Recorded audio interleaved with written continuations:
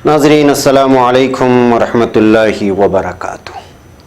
सीधी बात के ताज़ा तरीन प्राइम टाइम में आप लोगों का इस्तकबाल है। नाज़रीन, मैं अंसार अज़ीज़ नदवी आज के प्राइम टाइम में आप लोगों के सामने सबसे पहले साबिक़ वज़ीर ख़ारिजा सुषमा स्वराज के इंतकाल पर एक गुफ्तगू करूँगा। फिर उसके बाद मैं आपको बताऊँगा कि जम्मू कश्मीर का खुसूसी दर्जा ख़त्म किए जाने पर रवीश कुमार ने एक बेहतरीन ब्लॉग लिखा है, जो NDTV के एडिटर हैं।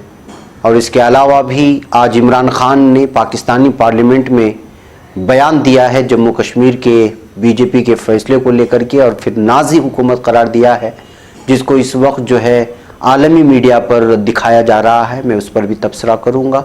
इससे पहले आप लोगों से दरख्वास्त है कि हमारे इन वीडियोज़ को, इस वीडियोज़ की लिंक्स को दूर दूर तक और अपने दोस्तों अहबाब तक ज़रूर शेयर करें, ताकि ज़्यादा से ज़्यादा लोग हमारी इन वीडियोस से फ़ायदा उठा सकें। बहरकैफ नाज़रीन, साबिक़ वज़ीर ख़ारिजा सुषमा स्वराज का मंगल की रात को यानी कल रात को इंतकाल हो गया। वो 66 बरस की थीं। नई दिल्ली वाक़ई एम्स के ज़राए ने बताया कि दिल का दौरा पड़ने के बाद उनको रात 10:15 पर हॉस्पिटल लाया गया और उनको सीधे इमरजेंसी वार्ड में ले जाया गया। सुषमा स्वराज के एम्स में दाखिल होने के बाद वज़ीर सेहत हर्षवर्धन समेत कई सीनियर रहनुमा हॉस्पिटल पहुंचे थे। BJP की सीनियर रहनुमा सुषमा स्वराज का 2016 में गुर्दा ट्रांसप्लांट किया गया था और अपनी सेहत के मद्देनज़र उन्होंने गुज़िश्ता साल लोकसभा इंतखाबात न लड़ने का ऐलान किया था। काबिल ज़िक्र है कि गुर्दा ट्रांसप्लांट की वजह से डॉक्टर ने उनको धूल से बचने की सलाह दी थी। वज़ीर ख़ारिजा के तौर पर उनकी मुद्दत कार 26 मई 2014 से 30 मई 2019 तक थी। इंदिरा गांधी के बाद वज़ीर ख़ारिजा बनने वाली वो दूसरी खातून थी। सुप्रीम कोर्ट की साबिक़ वकील सुषमा स्वराज 14 फरवरी 1953 को हरियाणा के अम्बाला कैंट में पैदा हुई थी। उनके वालिद RSS के मेंबर थे। सुषमा ने अपनी सियासी कैरियर की शुरुआत 1970 की दहाई में अखिल भारतीय विद्यार्थी परिषद से थी। साल 1977 में 25 साल की उम्र में वो हरियाणा की सबसे कम उम्र की काबीना वजीर बनी थी। वो दिल्ली की 5वीं वजीर आला 13 अक्टूबर 1998 से 3 दिसंबर 1998 थी। दिल्ली की वजीर आला बनने वाली वो पहली खातून थी। गौरतलब है कि वजीर ख़ारिजा की हैसियत से सुषमा स्वराज ट्विटर पर बैरून मुल्क फंसे और परेशान हाल शहरियों की मदद किया करती थी और उनको हर तरह की कानूनी इमदाद फराहम करती थी, जिसकी वजह से वो हर हलके में बल्कि तमाम के तमाम समाज व तबक़ात में BJP लीडर होने के बावजूद वो मशहूर थी और उनको पसंद भी किया जाता था। सुषमा स्वराज के इंतखाब पर वज़ीर आज़म नरेंद्र मोदी ने अपने रंजो गम का इजहार किया है। उन्होंने कहा कि सुषमा जी का इंतकाल एक ज़ाती नुकसान है, उनको उनके काम के लिए याद किया जाएगा। दुख की इस घड़ी में उनकी फैमिली और मद्दाहों के लिए इजहार अफसोस।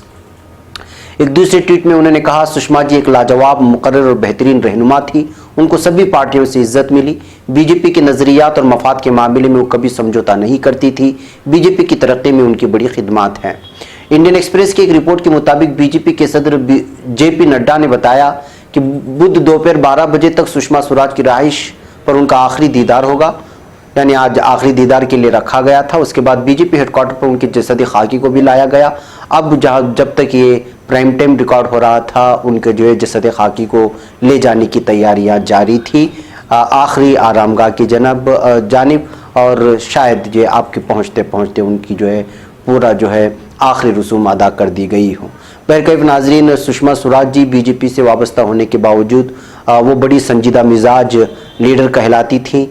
और जाहिर सी बात है कि दाइश के मामले में जहां इराक़ में बहुत सारे हिंदुस्तानी फंसे थे, और सऊदी के मामले में भी जब कभी भी किसी ने भी ट्विटर के ज़रिए से उनकी उन्होंने मदद तलब की थी इंडियन हुकूमत से, बहैसियत वज़ीर ख़ारिजा होने के, वो ज़ात पात को देखे बिना बहुत सारे ऐसे फ़ैसले किए थे और मदद की थी, जिसकी वजह से वो बहुत ही ज़्यादा जो है मशहूर भी हुई थी और हर तबके के लोग उसको पसंद भी किया करते थे। बहरकैफ नाज़रीन, आज उनका अंतिम संस्कार किया गया है, शायद पहुंचने तक अंतिम संस्कार किया गया हो, और तमाम लोगों ने इनके इंतकाल पर अफसोस का इजहार किया है। मुअज़्ज़ज़ व मुकर्रम सीधी बात के नाज़रीन, सीधी बात के इश्तिहारी मेंबरशिप कार्ड से जुड़िए और अपने कारोबार समेत अपने तालीमी व दीगर इदारों को मजबूत कीजिए। सीधी बात ला रहा है मुख्तसर मुद्दत के लिए बहुत ही अनोखा और भरपूर फ़ायदेमंद ऑफ़र। हमारी इस इश्तिहारी मेंबरशिप से जुड़िए और अपनी तिजारत को फरोग देने के साथ साथ इदारे सीधी बात को मजबूत कीजिए। लाइफ टाइम इश्तिहारी मेंबरशिप कार्ड की तफसीलात हासिल करने के लिए इस नंबर पर व्हाट्सअप करें, चाहे मुल्क के किसी भी कोने से या बैरून ममालिक से ही क्यों ना हो। नंबर है 9663027449।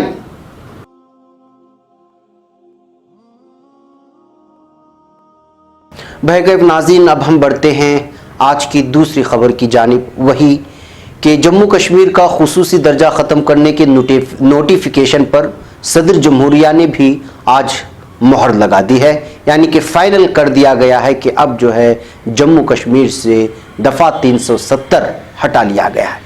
जम्मू कश्मीर से दफ़ा 370 के एक सेक्शन को छोड़कर बाकी सभी सेक्शंस को मुकम्मल तौर पर ख़त्म कर दिया। सदर जमहूरिया रामनाथ कोविंद ने नोटिफिकेशन पर दस्तखत कर दिए। इसके साथ ही जम्मू कश्मीर का खुसूसी दर्जा ख़त्म हो गया। सदर जमहूरिया के ज़रिए नोटिफिकेशन पर दस्तखत करने के बाद अब जम्मू कश्मीर में मरकज़ी हुकूमत के सभी कानून नाफिज हो गए हैं। बैकअप नाज़रीन, अभी तक कश्मीर के हालात ऐसे हैं कि कोई वहाँ घर से बाहर नहीं निकला, यानी वहाँ अभी भी जो है 144 नाफिज है। ऐसे हालात में देखिए कि बीजेपी का एक एमएलए, उसकी सोच कितनी घटिया हो सकती है और किस तरह ये लोग जश्न मना रहे हैं और किस तरह ये साबित कर रहे हैं कि जो है कश्मीरी उनके दुश्मन हैं। इस बात को और इस बयान को देख कर के एक घटिया सियासत और जहन की सतहियत एक बीजेपी एमएलए की सामने आती है।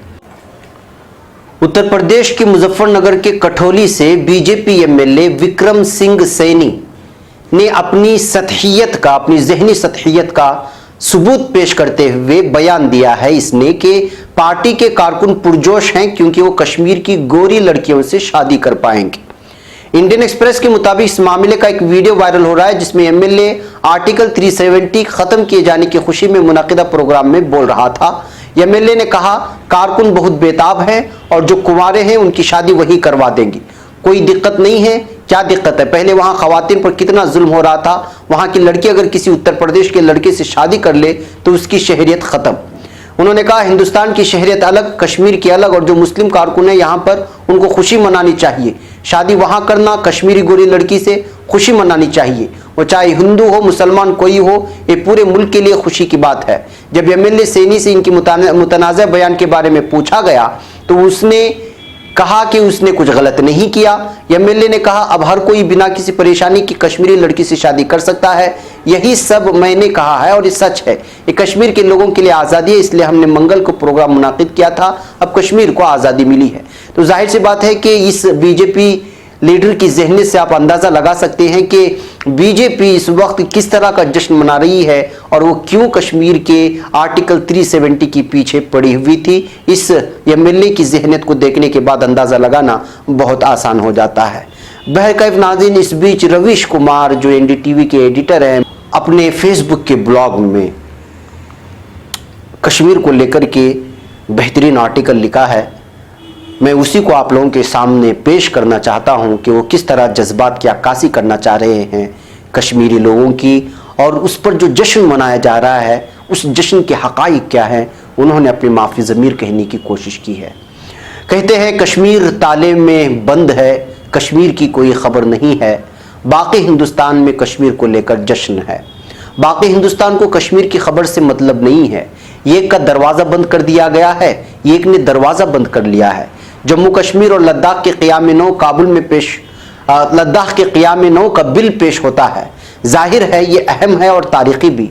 राज्यसभा में पेश होता है और गौर खौस के लिए वक्त भी नहीं दिया जाता। जैसे कश्मीर बंद है वैसे कानून साज मजलिस भी बंद थी, पर कांग्रेस ने भी ऐसा किया था, इसलिए सब ने राहत की सांस ली। कांग्रेस ने बीजेपी पर बहुत एहसान किया है। सड़क पर ढोल नगाड़े बज रहे हैं, किसी को पता नहीं क्या हुआ है, कैसे हुआ है और क्यों हुआ है, बस एक लाइन पता है जो सालों से पता है। सदर जमहूरिया गवर्नर का इत्तेफाक बताते हैं। गवर्नर 2 दिन पहले तक कह रहे हैं कि मुझे कुछ नहीं पता, कल क्या होगा पता नहीं। गवर्नर मरकज का नुमाइंदा होता है, सदर ने मरकज की राय को रियासत की राय बता दिया, साइन कर दिया। जम्मू कश्मीर और लद्दाख अब रियासत नहीं है, दो मरकज हुकूमती रियासतों में बांट दिया गया है। गवर्नर का ओहदा खत्म, वजीर आला का ओहदा खत्म, सियासी हक और पहचान की काट छांट हो जाती है और तारीख बन जाती है। बाकी हिंदुस्तान, खासतौर पर शिमाली हिंदुस्तान में दफा 370 की अपनी समझ है, क्या है और क्यों है इससे मतलब नहीं है। यह हटा है, इसको लेकर के जश्न है। इसके दो एहतिमाम हटे हैं और एक बचा है, वो भी हट सकता है मगर अब उसका मतलब नहीं है। जश्न मनाने वालों में एक बात साफ है, उनका पार्लिमानी अमलों के दस्तूरुल अमल में कोई अकीदा नहीं। वो न अदलिया की परवाह करते हैं और न मजलिस आमिला की और न मजलिस कानून साज की। इदारों की तशवीश का सवाल मुर्दा करार दिया जा चुका है। लोग हयात जाविदानी को हासिल कर चुके हैं। यह अंधेरा नहीं है, बहुत तेज उजाला है। सुनाई ज्यादा देता है, दिखाई कम देता है। आवाम ने जमहूरियत को खारिज कर दिया है। परेशान होने की जरूरत नहीं है। लोगों को अपने दरमियान कोई दुश्मन मिल गया है। कभी वो मुसलमान हो जाता है, कभी कश्मीरी हो जाता है। नफरत के कई कोड से लोगों की प्रोग्रामिंग की जाती है। उनको बस उससे मुताल्लिक लफ्ज दिख जाना चाहिए, उनका रद्द-ए-अमल यकसान तौर पर छलक आता है। दफा 370 को लेकर सबने सियासत की है। बीजेपी से पहले कांग्रेस ने गलत इस्तेमाल किया, दफा 370 के रहते मर्जी चलाई, उसको गैर मुअस्सिर किया। इस खेल में रियासत की सियासी जमात भी शामिल रही या फिर उनकी नाकामियों को दफा 370 की नाकामी बता दिया गया।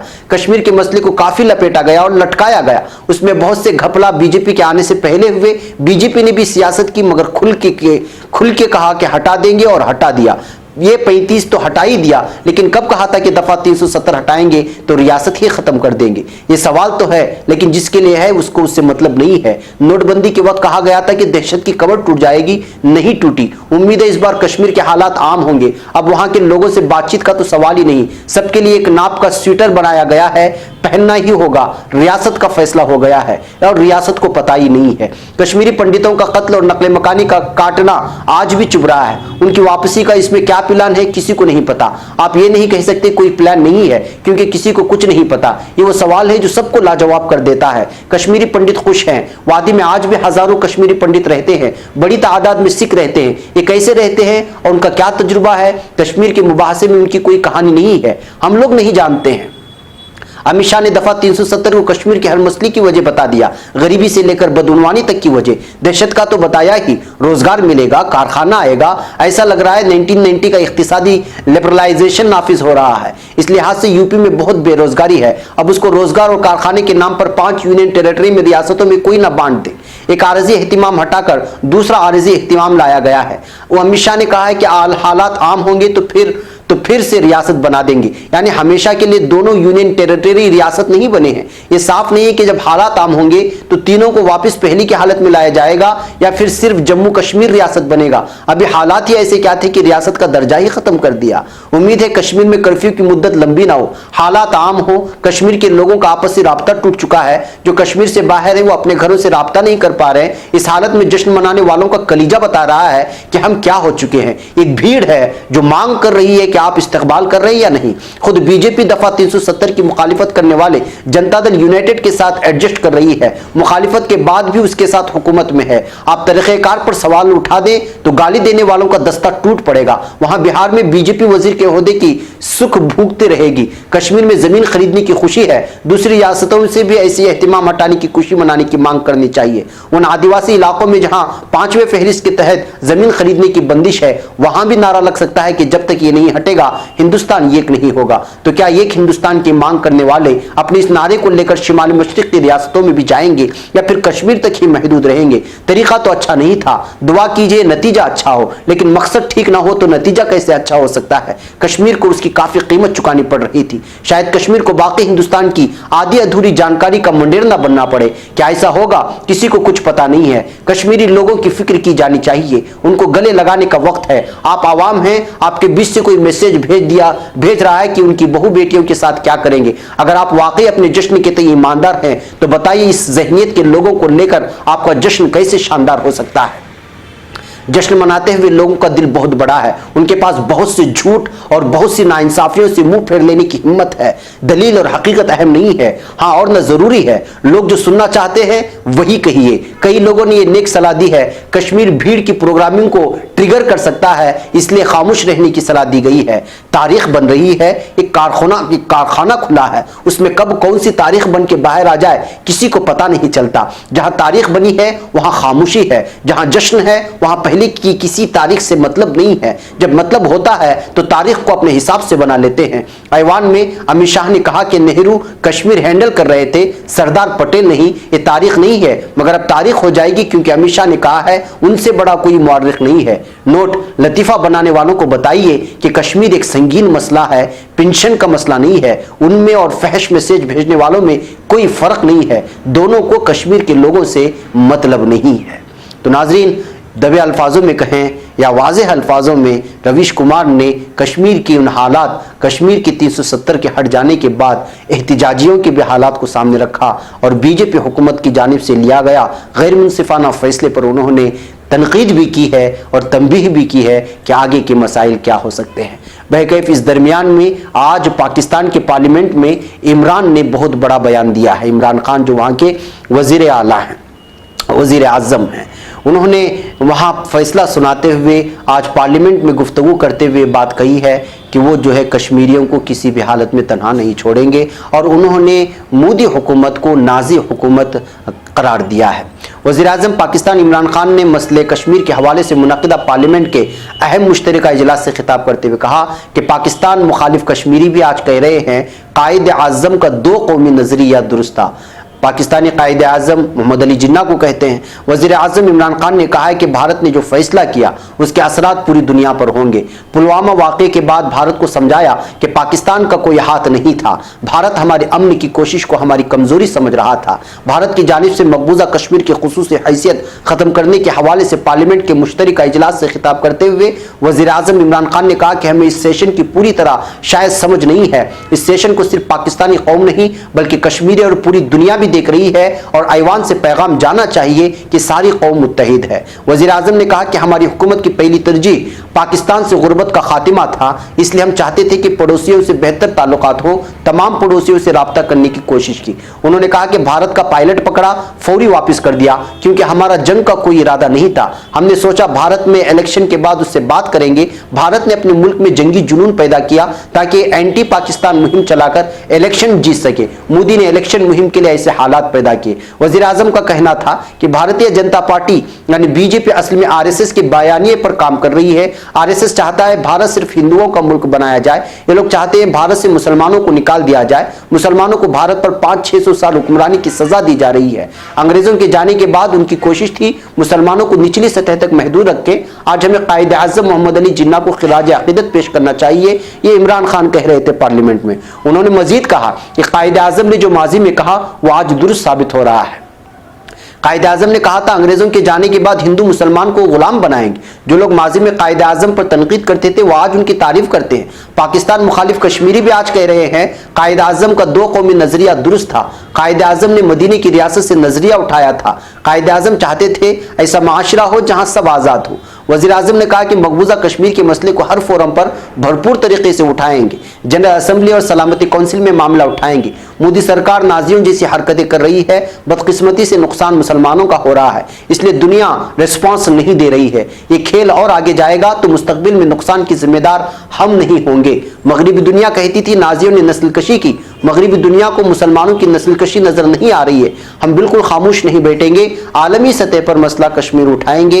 ये इमरान खान ने आज वहाँ की पार्लियामेंट में कहा है और इस बयान को इस वक्त यूरोपियन ममालिक में, बिलखुसूस मुस्लिम ममालिक में बहुत ही ज़्यादा दिखाया जा रहा है। वो चाहे तुर्की के चैनल्स हो या अल जजीरा हो या फिर यूरोपियन ममालिक। आज पाकिस्तान के पार्लियामेंट में हुए इस बहस के बाद इमरान खान की इस बयान को लेकर के उस पर तबसरे जारी हुए हैं। चूँकि आज सुषमा स्वराज का इंतकाल हुआ है और आज के जो है यहाँ की पार्लियामान ने जो है गैर मुअय्यना मुद्दत के लिए मुलतवी कर दी गई है, तो इस पर आज बहस नहीं हुई। लेकिन जैसे ही यहाँ से ये छूट मिलेगी तो लगता है कि जो इमरान खान के इस बयान पर यहाँ की मीडिया में भी तबसरा शुरू हो जाएगा।